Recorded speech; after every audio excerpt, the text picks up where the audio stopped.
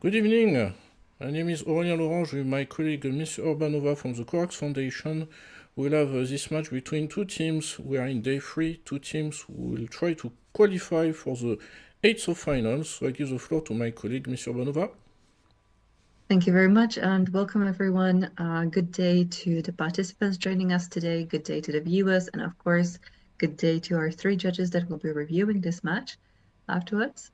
So today we have the team from University of the West Indies joining us and the team from Tilburg University.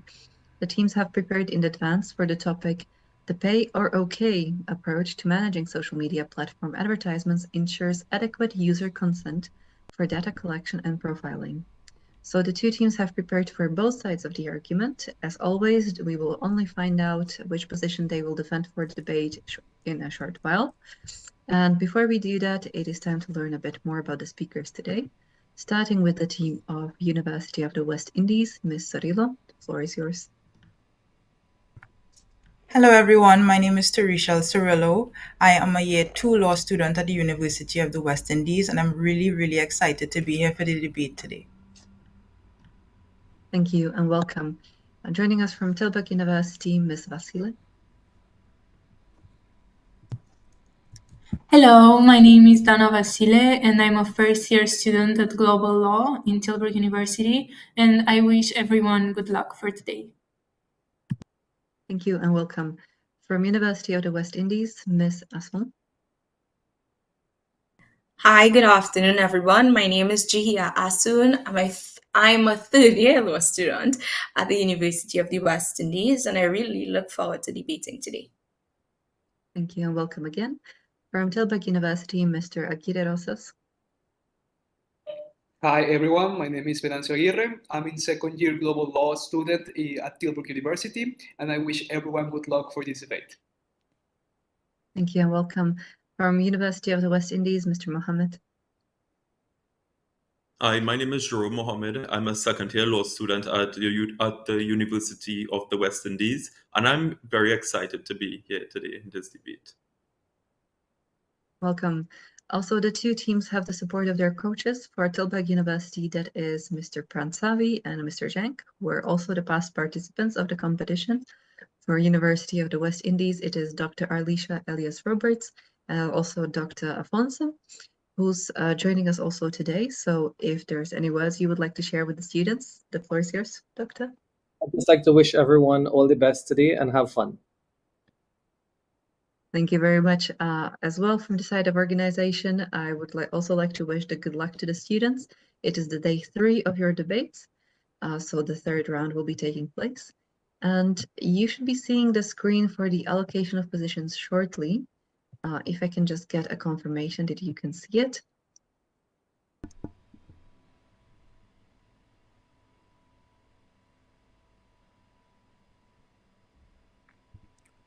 Yes. Yes, okay. Thank you very much. Yes. So, as usual, there are 4 positions, 4 options for the algorithm to choose from.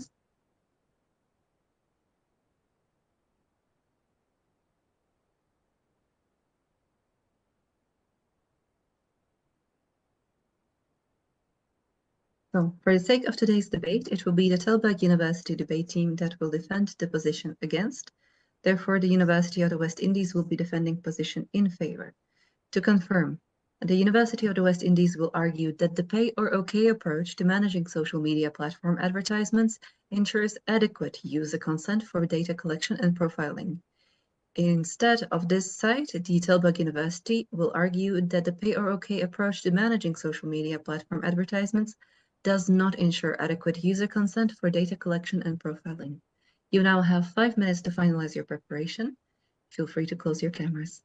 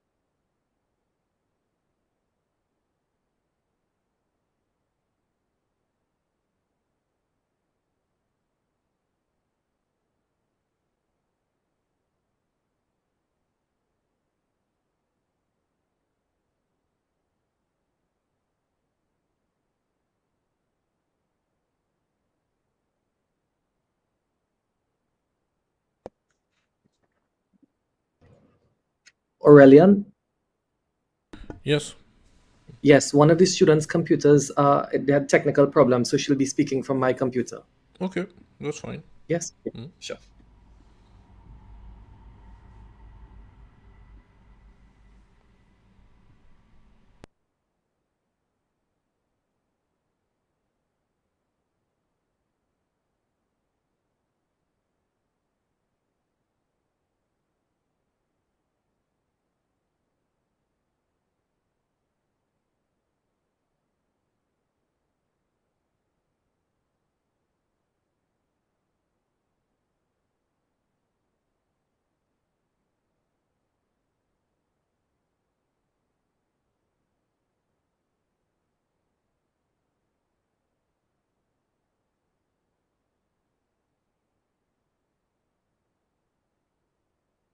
Thank you, everyone. So your time for final preparation is now over. We will be starting with the team in favor, the University of West Indies. You now have 4 minutes for your opening statement. Good afternoon. Can I just confirm that I'm being seen and heard? Yes, you are. Okay, thank you. Good afternoon, judges. Today, my team, the University of the West Indies, will be arguing in favor of the prompt, particularly that the pay-OK approach to managing social media platform advertisements ensures that users provide adequate consent for data collection and profiling. We agree with the prompt for two main reasons. Number one, this method encourages transparency for consumers. And number two, it aligns with the principles set out by the GDPR and complies with data privacy laws. We first begin by defining social media. Adam Garcia, in his article Socially Private, defines social media as an internet-connected platform which allows users to create accounts, share information, and connect socially. This often requires personal data like name, email, etc. Social media platforms effectively use data to personalize user experience, despite being free for users. For instance, Facebook's business model relies on targeted online advertising based on user behavior, interests, and demographics. This data-driven approach to advertising is significant, as digital ad spending was projected to reach about $500 billion in 2022, according to Forbes. Therefore, it must be noted that ads connect brands with their target audiences while being integrated into the user experience. The pay-OK method introduces a subscription fee for those users who do not wish for their data to be collected for the purposes of personalized ads and profiling. Now, one might ask, why does this ensure adequate user consent? Section 411 of the European Union General Data Protection Regulation, or the EU GDPR, states that consent means any freely given, specific, informed, and unambiguous indication that a user agrees to the processing of their personal data. Even further, in the case of Meta Platforms Inc. and Bundeskartellamt, coming from the Court of Justice of the European Union, it was established that an appropriate fee may be utilized as an equivalent alternative to personalized advertising. The court here also made it clear that users should be free to decline the processing of data that is not necessary for the performance of the contract without being blocked from using the particular social media service.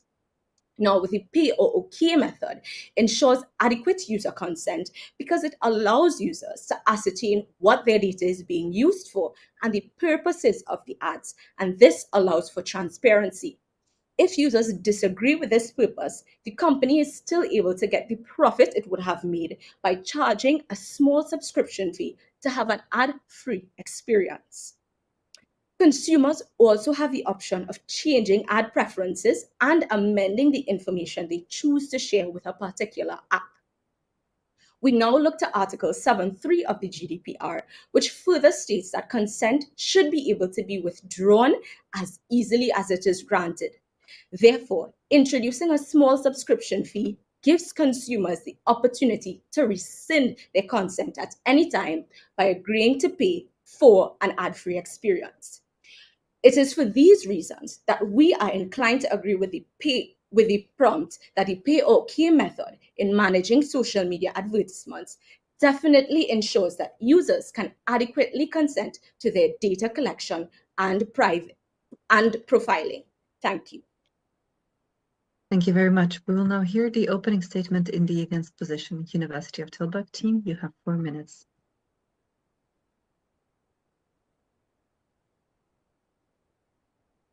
Before beginning, am I visible and audible? Yes, you are. Okay, thank you. Good evening, esteemed judges and opposing counsel. First, it must be explained that the focus of this debate is whether the pay-OK provides adequate user consent. There is no universal definition of what consent entails. Moreover, there are no universal criteria to determine whether consent is adequately granted by users. However, the GDPR has been the most influential piece of legislation. For instance, the LGPD, the Brazilian data protection legislation, is heavily inspired by the GDPR. Other pieces of protection of importance are the California Consumer Privacy Act and also the Personal Information Protection Law of China. When compared all together, both a definition and a criteria can be brought up to the discussion. First of all, based on the definition given by this legislation, consent shall be regarded as any freely given, specific, informed, and unambiguous indication other than the data subject or legal guardian has given to process their personal data for a specific purpose. This can be concluded with looking at these pieces of legislation, such as the GDPR Article 411, the CCPA Section 1798-148, the LGPD Article 12, and the PRC Article 14. So furthermore, a general criteria to recognize that consent was legally granted is said to include, first, to demonstrate that the data subject has consent to process his or her data. Second, granting the consent must be clear and distinguishable from other matters. Third, the data subject shall have the right to withdraw his consent at any time. Fourth, must have a specific purpose for this data collection. It is argued that the pay-OK approach does not ensure adequate user consent for data collection and profiling because it fails to meet two of these fundamental criteria for consent. Firstly, that it is not rightfully demonstrated that the data subject has consented to process his or her data, and that the data subject shall have the right to withdraw his consent at any time. So the first criterion, the data subject has consented to process his or her data. This is enshrined in Article 7.1 GDPR, Section 11798-125 of the CCPA, Article A of the LGPD, and Article 14 of the PRC. The guidelines of the GDPR and expert commentaries state that this criterion should be interpreted as a requirement for a person to supply a freely given consent. He should be offered a genuine choice between accepting or refusing to provide it without having to suffer any negative consequences. This is stated in the guidelines of consent of the GDPR paragraph 42. Here, the data user cannot supply a freely given consent. The guidelines paragraph 13 clarify that on the content that to have consent is bundled up as a non-negotiable part of terms and conditions. It is presumed not to have been freely given. And this is what happened in this case. The pay-OK does not provide genuine choices between accepting or refusing to provide it without suffering any negative consequence. If they don't accept to pay, they must convert to data to be processed to use the social media platforms. Hence, consent is a non-negotiable part of the terms and conditions, and therefore it is not freely given. Secondly, the data subject shall have the right to withdraw his consent at any time, enshrined in Article 7.3 GDPR, Section 135.2 of the CCPA, Article 8 LGPD, and Article 15 PRC. And this is not met. He should have the option to withdraw his consent at any time, but the pay or OK approach does not ensure this. Users must be at any time capable of withdrawing their consent. Therefore, we object this prompt. Thank you very much. Thank you. We have heard the opening statements from both sides. We will now start with the rebuttals. University of West Indies, you have 2 minutes for your first. Hi, just confirming that I'm being seen and heard again. Yes, you are. Okay, thank you. I am inclined to disagree with my colleagues on the opposing side. I would first address that my colleague mentioned that consent must be freely given. Indeed, this is true. When we look at recital 32 of the EU GDPR, it says that consent should be given by a clear affirmative act establishing a freely given, specific, informed, and unambiguous indication of the data subject's agreement to the processing of personal data. It goes on to further say that this could include ticking a box when visiting an internet website or any other statement or conduct which clearly indicates the data subject's acceptance of the proposed processing of his or her personal data. In the case of the pay or okay method, the consumer explicitly choosing to forego paying the subscription fee required, can serve as conduct which will indicate the consumer's acceptance of the processing of their data. Even further, we go on to further say the pay or okay method continues to foster transparency, and this transparency includes informed consent for social media users, and it allows them to choose whether their data can be collected for advertisement purposes. This transparency is, of course, seen in the US and California's social media transparency bill, because this bill aims to impose disclosure and openness requirements. This allows for clear explanations of data sharing and profiling practices and regular updates on policy changes for social media users. Therefore, the pay or okay method ensures that users are fully informed of the collection of their data and are given the choice to opt out of it. It is for these reasons that we continue to agree with the prompt. Thank you. Thank you for your submission. Now we will hear the first rebuttal in the position. Thank you. Before I begin, may I please reconfirm that I'm both audible and visible? You are. Okay, thank you.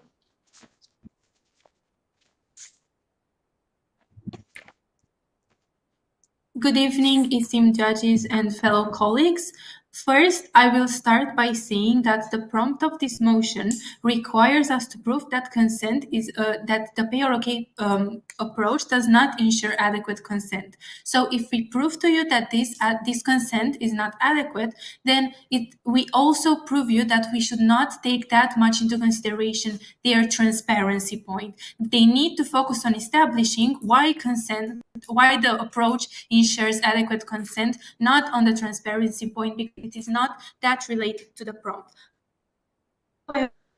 My rebuttal will have 2 points. First, I will talk about how consent is not freely given in this approach. Why is it not freely given? Because it is not negotiable. When it is not negotiable, it means that it is not freely given, because according to the guidelines of consent of the GDPR, paragraph 42, the consent has to be even in a genuine choice, right? So the users have no genuine choice, which makes the consent invalid. Moreover, we are telling you that any element of inappropriate pressure which could affect the outcome of the choice renders the consent invalid. This means that according to the feature that consent has to be freely given, which was already accepted by the other team, it means that under this feature, consent is not, the pay or okay approach does not ensure adequate consent. Second point of rebuttal about the withdrawal of consent.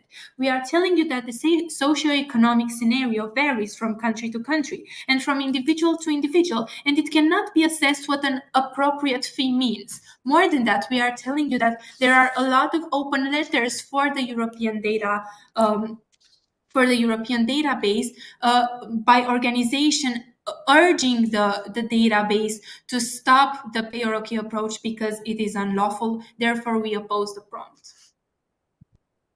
Thank you very much. We'll now hear the second rebuttal in the favor position. You have 2 minutes. Before I start, I just want to make sure that I'm both visible and audible. Yes, I am. Okay.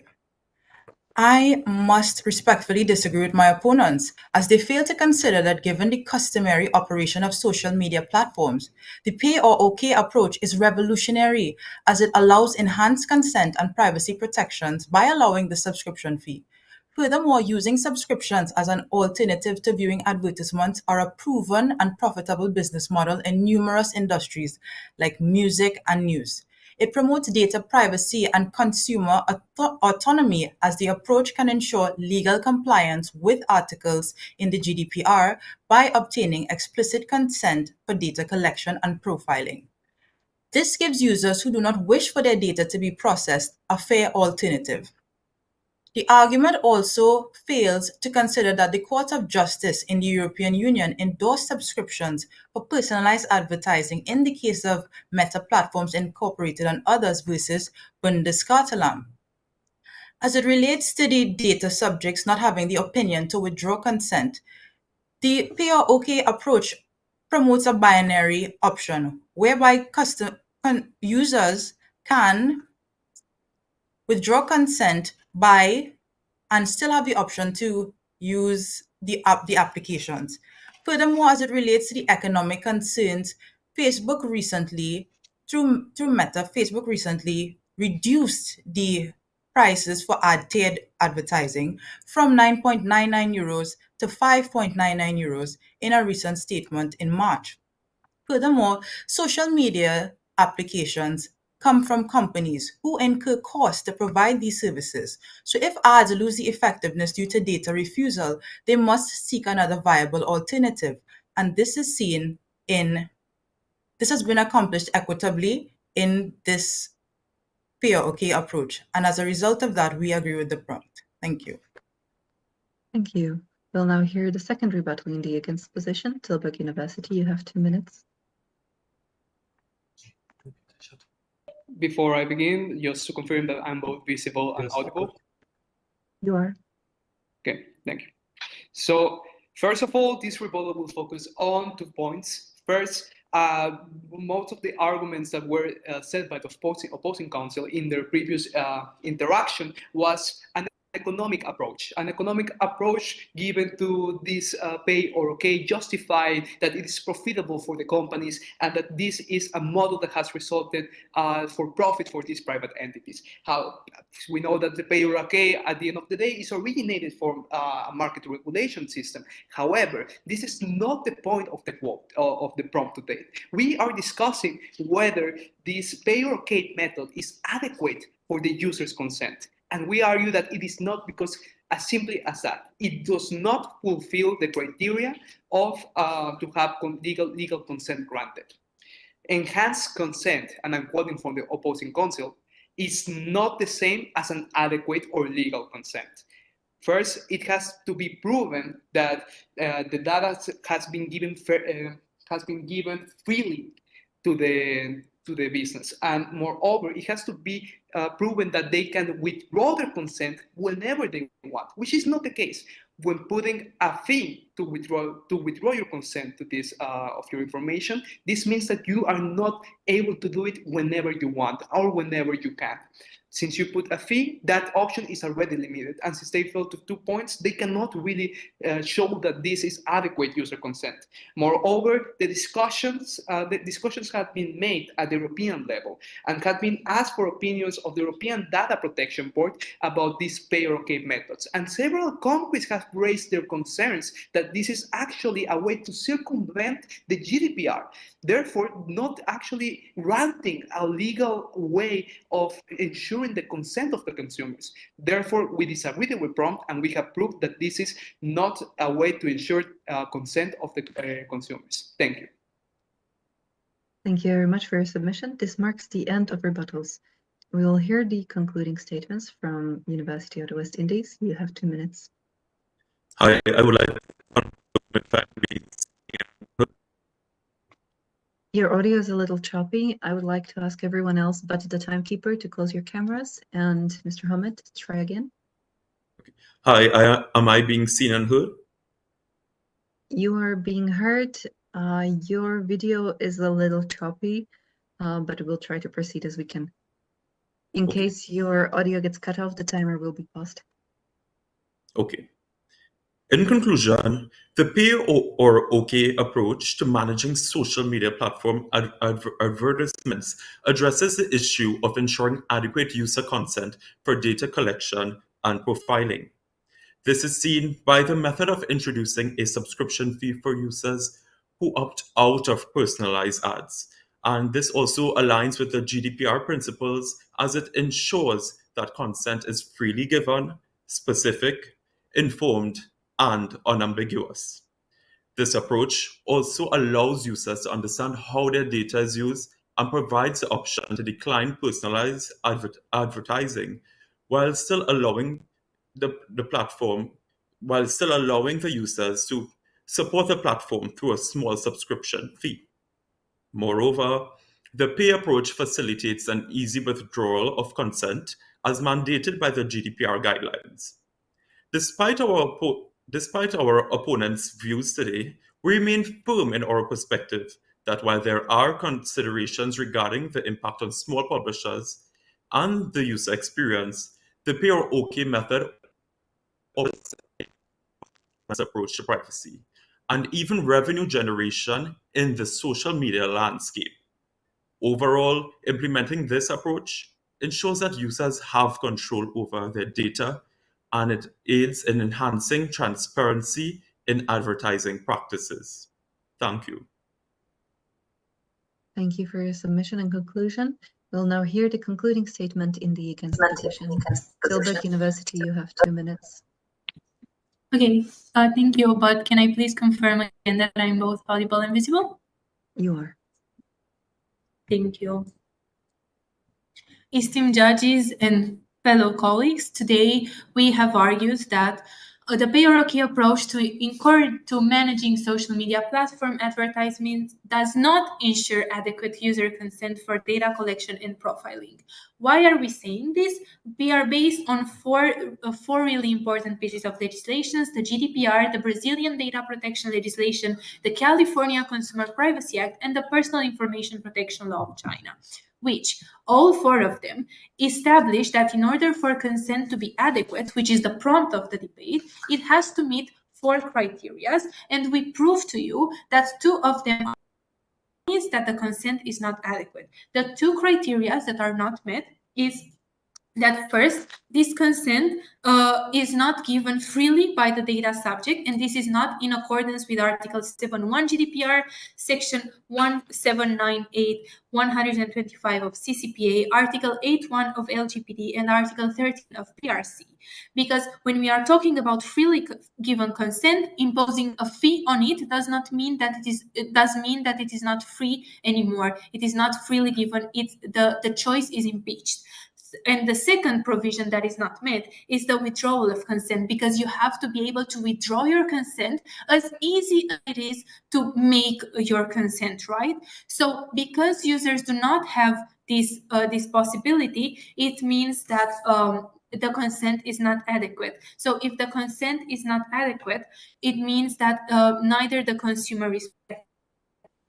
I'm telling you that the topic of this motion should be argued against. Why? And we see like real life facts, because we have the open letter to the European Data Protection Board by countries and organizations urging the Protection Board to stop the pay-or-OK approach, and we are urging you to deny the motion. Thank you for your submission and your conclusion. You can all relax. I would just kindly ask you all to turn your cameras back on. You are no longer graded after this point. I would like to congratulate both teams for your preparation, for all your debates that you have had in the group phase. And as usual, we'll do a little feedback round. This will be hosted by our student organizer, Ms. THIULDT. And then finally, I'll take over for the little bit of networking at the end. And once again, congratulations. Good evening, everyone. Good day in Spain. I want to congratulate you also on your debate. I heard some pretty good arguments, and yeah, congratulations.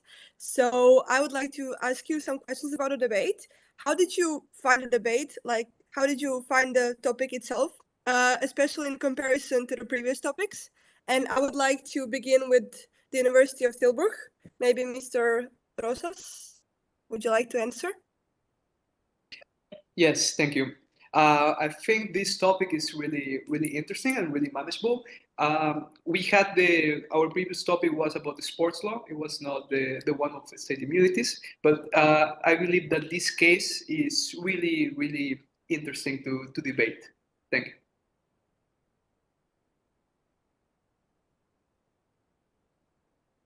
Maybe also Miss Vasil from the Tilburg University.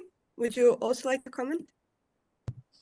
Yes, of course, thank you. So I would first start by saying that I really found this topic interesting, but I think interesting is a too small word, because I think it's very, like, it's a real experience that you can have, because the pair-OK approach is something that is discussed right now in the international community. So for that, I really liked the topic.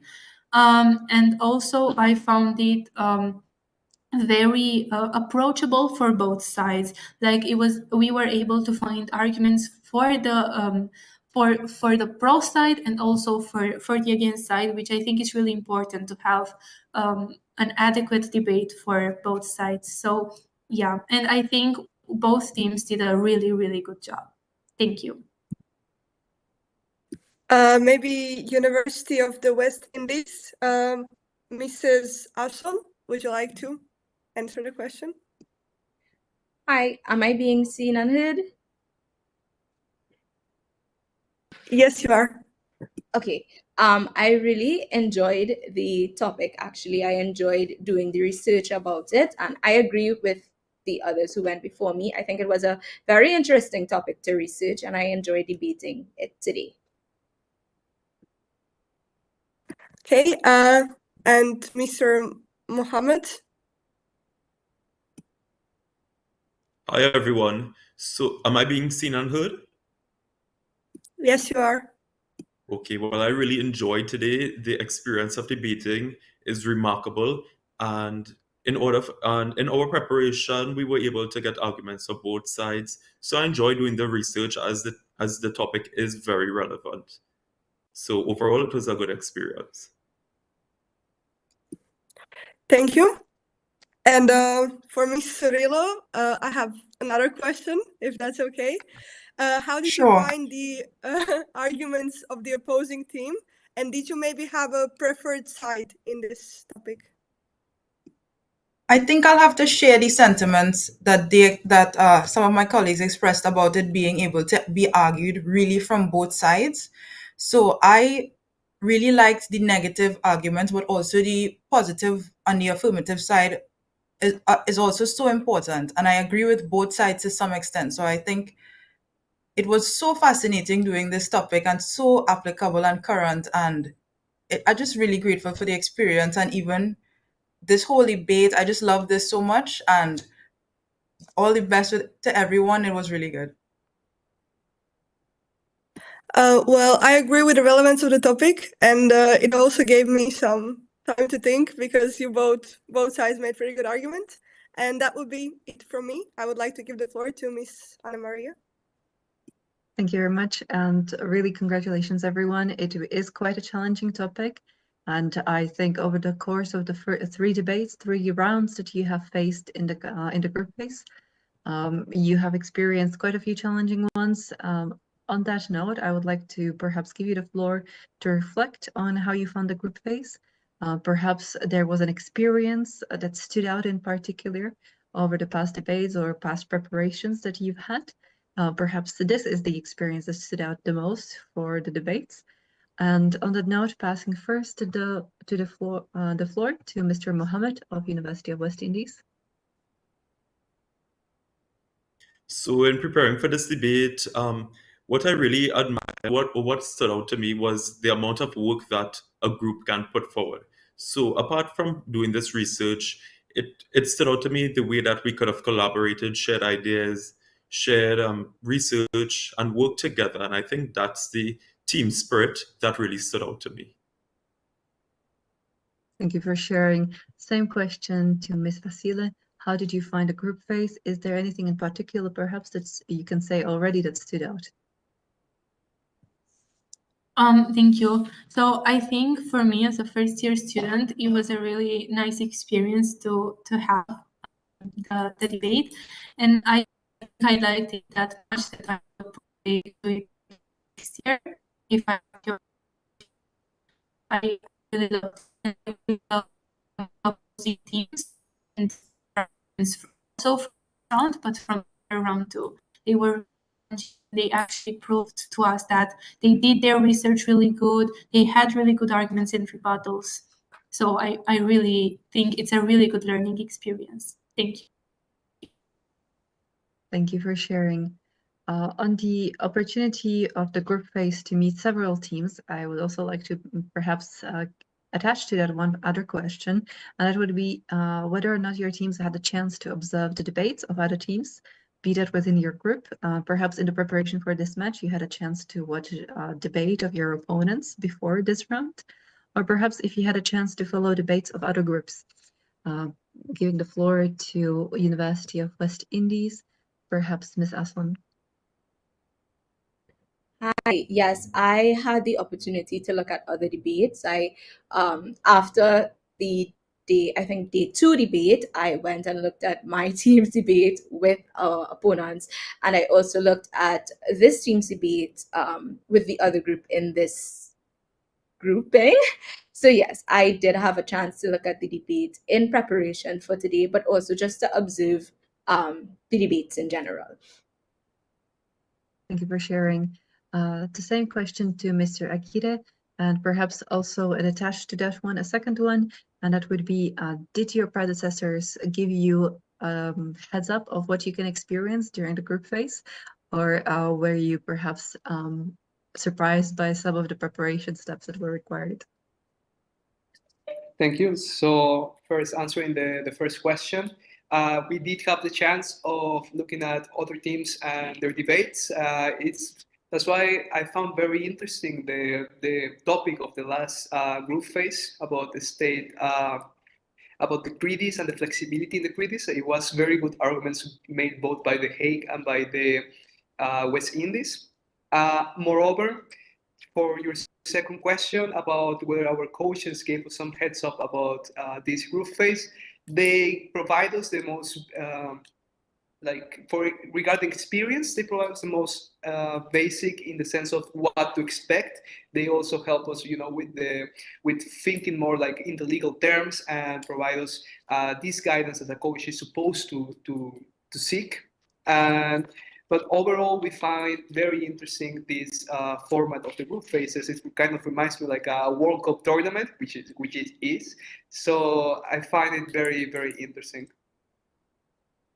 Thank you for sharing. Same question to Ms. Rilo. How was it for you in the group phase?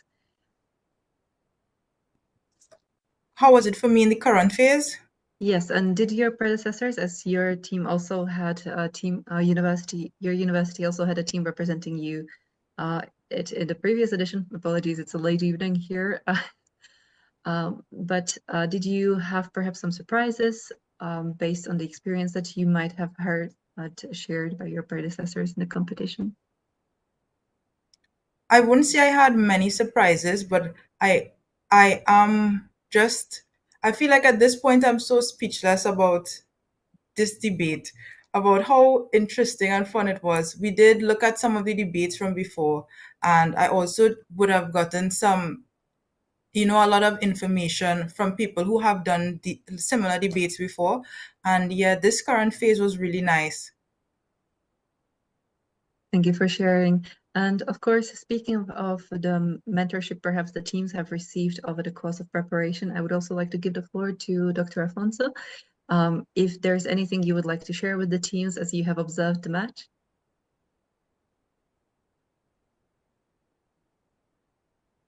You're muted. Yes, I just wanted to say that I really enjoy seeing not just the teams participate and the high level of advocacy and research and preparation, but this second part of every debate where the teams actually communicate and talk to each other.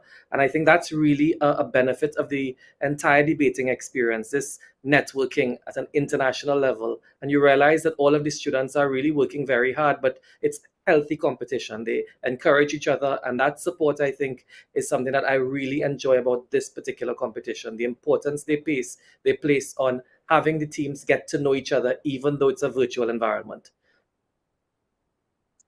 Thank you, Professor. It is much appreciated. And if I can also connect to what you have just said, the networking is really quite an essential part for us in the competition, which is also why I would like to highlight that in a few, actually after the Easter break, there will be a mid-edition event, which will be a mid-edition ceremony, you can say, where the teams and the matchups for the 8 finals will be released. Of course, you can already guess from the results that have been from the previous rounds and the results that will be received after every match of the day 3 has been scored, will be published. You can already anticipate certain teams that might pass to the next phase, but the matchups for the 8 finals will be released during the mid-edition ceremony, as well as there will be a large virtual networking possibility that we do every year. And I really highly encourage you all to see if you can join, at least definitely have a team representative there as well. And we'll let you know soon via email, specifically on the time, as well as the invite link. We currently have 14 time zones to calculate with, so we'll try to make sure no one is in the middle of the night during the time. And of course, that would be all from my side on the organizing side. Congratulations, and your match is actually the match concluding the group phase. Your match is the last of the day 3 matches. There is one more match happening tomorrow, which is a delayed day 1 match, which had to be delayed due to academic scheduling. But afterwards, this is it. Congratulations. Thank you very much for your debates, for your preparation. I wish you all the best. Thank you. Thank you very much. Thank you. Thank you so much. Thanks.